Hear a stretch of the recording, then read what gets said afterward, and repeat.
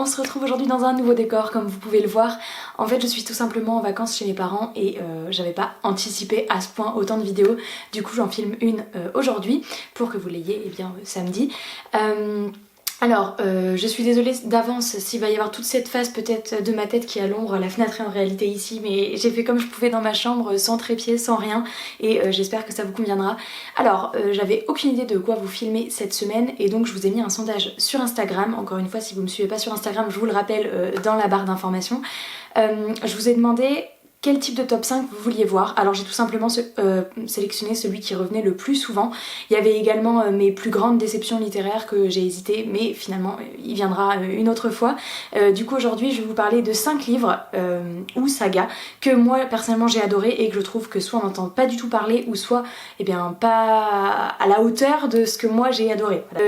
Du coup on va faire de la 5e à la première position. Je pense que si vous suivez la chaîne depuis quelques temps, il y a des titres qui vont absolument pas vous étonner. Donc j'ai aucun livre en ma possession. Je voulais vous faire aujourd'hui une vidéo pour le Pumpkin Autumn Challenge parce que on est le 1er septembre, demain je crois, enfin au moment où vous verrez cette vidéo, et sauf qu'en fait c'est hyper galère de faire sans ma bibliothèque et sans tous mes livres parce qu'il va falloir que j'insère du coup tous les livres que je vais parler.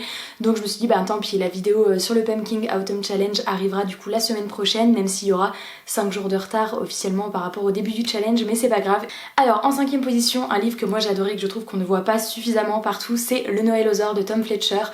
Si vous me suivez depuis au moins l'année dernière, j'en ai parlé du coup à la période de Noël, puisque comme vous le voyez à la couverture, c'est très ambiance Noël, et d'ailleurs même le titre.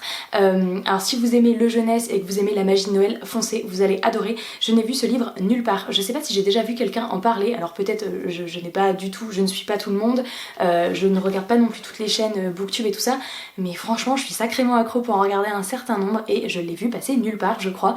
Alors déjà parlons de l'objet livre, la couverture est absolument sublime, il est rempli d'illustrations, c'est très jeunesse donc il faut aimer le jeunesse, mais si vous aimez le jeunesse et que vous avez envie d'une histoire qui parle de Noël en mignonnerie, il y a des dinosaures, il y a un petit garçon qui est hyper attachant, il y a quand même la notion du harcèlement, du handicap qui rentre en jeu. Et j'ai vraiment adoré ce livre et je l'ai lu au coin de la cheminée l'année dernière aux vacances de Noël et c'était tout doux, c'était vraiment génial. Il y a quand même un méchant qui était un peu vicieux et tout ça, enfin il y a quand même, pour une lecture jeunesse, je trouve qu'il y avait plein de choses et j'ai adoré.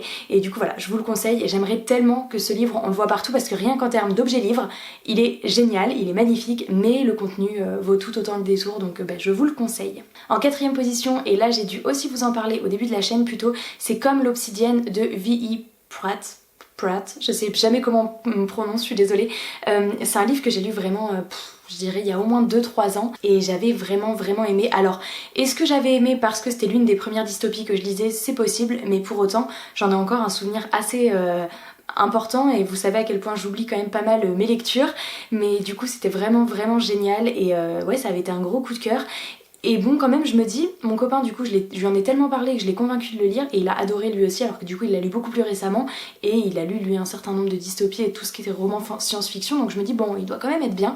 Et là encore une fois je ne le vois nulle part. La couverture est aussi très jolie je trouve avec cette rose, de mémoire c'est une rose. Et du coup donc on est dans une dystopie, on va suivre une jeune fille qui va se réveiller un jour dans la forêt, elle ne sait plus son nom, elle ne sait plus d'où elle vient, elle a aucun souvenir, elle va donc être recueillie par un couple de personnes assez âgées il me semble, et qui vont un jour la voir à la naissance de son dos un espèce de tatouage.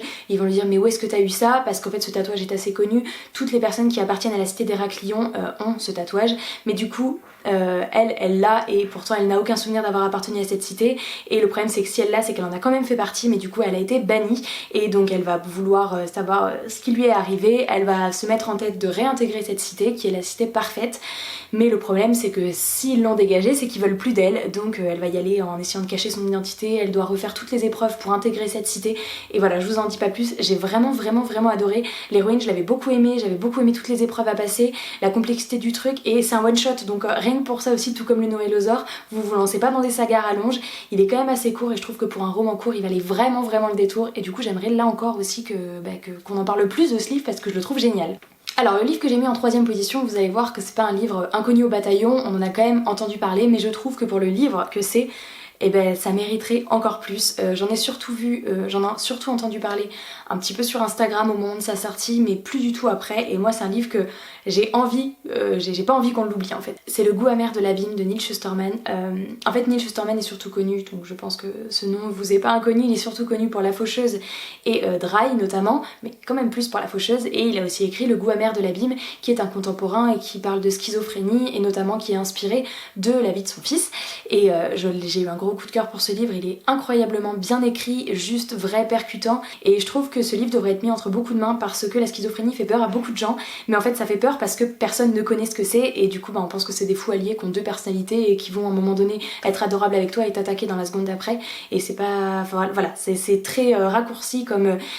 Bref, donc je pense que ça m'a autant touchée aussi parce que je travaille dans le milieu du handicap et que je suis amenée à rencontrer ce type de patients, et c'est pour ça que j'aimerais qu'on en parle beaucoup plus. Alors je sais que ça a été à double tranchant, il y en a qui n'ont pas du tout accroché et qui ont trouvé que c'était très compliqué à raccrocher tous les wagons, les chapitres, c'est un petit peu déstructuré comme forme de livre, et c'est pour un petit peu faire des parallèles avec la schizophrénie. Voilà, les débuts de chapitres peuvent être en fin de page, en milieu de page, on passe des hallucinations à des choses un peu plus terre à terre, et en fait tout au long de la lecture on se demande mais je comprends rien, ou alors pourquoi il parle de ça, pourquoi il fait ci, et plus on approche de la fin, plus tout s'intrigue et on se dit, et c'est un génie. Voilà, c'est un coup de maître et ce livre est vraiment incroyable et je vous le conseille vraiment.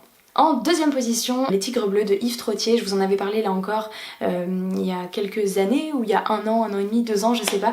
C'est une saga de fantasy jeunesse, donc j'ai lu le 1 et le 2, et à l'époque j'avais eu un énorme coup de cœur. Alors le tome 1, ça a été une chouette lecture de fantasy jeunesse, mais comme on pouvait en voir d'autres, mais j'avais vraiment bien accroché. Et le tome 2, j'avais eu un gros coup de cœur. Et pareil, là c'est une saga de fantasy que je ne vois nulle part, alors qu'elle vaut le détour. Là encore, je me souviens que j'avais dit que l'héroïne féminine était l'une de mes meilleures, de mes préférées parmi tous que j'avais pu lire en fantasy jeunesse. En tous les cas, c'était une saga où on suivait deux jumeaux, un frère et une sœur, qui devaient passer des tests pour devenir des guerriers. Et voilà, on avait le garçon qui est très scolaire, qui fait voilà, pour plaire à son papa, qui a toujours un peu rentré dans les clous et qui est bon élève et qui va devenir guerrier. Et on a la sœur qui est un peu plus désinvolte et qui fait ça au talent. Et voilà, les deux caractères étaient ultra complémentaires. J'avais vraiment adoré leur complicité, j'avais adoré les aventures, mais le tome 2 qui était autour de l'esclavage, j'avais surkiffé. Et franchement, si vous voulez vous lancer dans la fantasy mais que ça vous fait peur et que vous voulez vraiment un truc jeunesse et que vous avez à la fois aussi envie d'une lecture qu'on voit pas partout sur les réseaux sociaux, je pense que Les Tigres Bleus ce sera pas mal. Et enfin, en position numéro 1, si vous suivez ma chaîne, c'est obligé, vous avez le titre, obligé. Il s'agit de Jake Griffon de E.G. Follet, voilà, c'est qu'il y a des initiales, j'ai mon PC juste en bas, et c'est une lecture qui m'avait vraiment captivé du début à la fin. Alors il est quand même assez gros parce que c'est un Hachette, donc il fait je crois environ 400 pages, mais il est écrit minuscule, et je me souviens que quand je l'avais reçu, je m'étais dit mais c'est une brique en fait, et il est incroyable, c'est vraiment, donc là encore c'est un fantasy jeunesse, la couverture est magnifique, mais pas que, et c'est une des meilleures lectures de chez Hachette que j'ai faites d'ailleurs, et qui vaut vraiment le détour. Et là encore je me dis mais pourquoi on le voit pas, parce que sincèrement en plus c'est le genre de couverture qui je pense attire pour ceux qui sont quand même intéressés par tout ce qui est fantasy jeunesse, fantasy young adult, c'est quand même le genre de couverture qui plaît, et pour autant j'ai l'impression que celui-ci est complètement passé à la trappe, on le voit mais nulle part. Je sais pas s'il y a quelqu'un d'autre que moi qui l'a lu, dites-moi, mais je sais pas, je le vois nulle part, alors il faut vraiment que je m'achète le 2, et d'ailleurs je pense relire le 1 parce que j'avais tellement aimé. On va suivre un jeune garçon, le début peut un peu faire penser à Harry Potter dans le sens où c'est un orphelin, voilà, il fait un peu c'est un orphelin qui est tout à fait ordinaire, il doit se nourrir un petit peu, donc il fait un petit peu des vols à l'étalage, il a une bonne amie et tout ça, jusqu'au jour où il se rend compte qu'il a un petit peu des pouvoirs et que c'est pas n'importe qui finalement. Donc vous voyez ce truc un peu du style l'orphelin tout à fait ordinaire qui en fait devient quelqu'un d'assez important dans un monde magique. Ça fait très Harry Potter, mais en fait pas du tout, mais vraiment pas du tout. L'auteur a réussi à créer quelque chose d'absolument incroyable, ultra original, il y a des méchants assez complexe. En plus des fois on était tout le temps aux côtés de Jake, mais pouf, d'un coup il y avait des chapitres où on était vraiment au sein des méchants avec les créatures et le plan un peu machiavélique. Du coup on savait ce qu'il allait faire et on retournait avec Jake qui savait rien du tout ce qui allait se passer, et voilà, et j'avais vraiment adoré, j'étais ultra immergée dedans. Et voilà, ça avait été un beau coup de cœur là encore, et qui mérite à mon sens d'être lu si vous êtes friand de tout ce qui est fantasy, jeunesse et young adult, et avec un truc quand même, un univers assez dense pour le coup pour le niveau jeunesse. Je sais plus s'il a...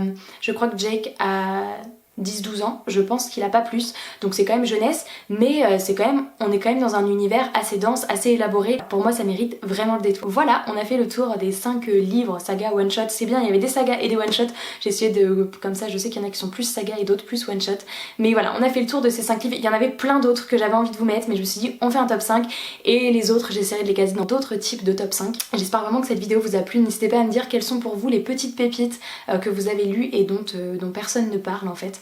Voilà, ça m'intéresse beaucoup parce que c'est vrai qu'on voit souvent les mêmes livres revenir et je pense que des fois il y a besoin d'une petite piqûre de rappel comme quoi ces livres ils sont bien aussi et personne n'en parle. Du coup voilà, n'hésitez pas à me dire tout ça en commentaire et puis moi je vous fais de gros bisous, je vous dis à très bientôt dans une prochaine vidéo. Ciao.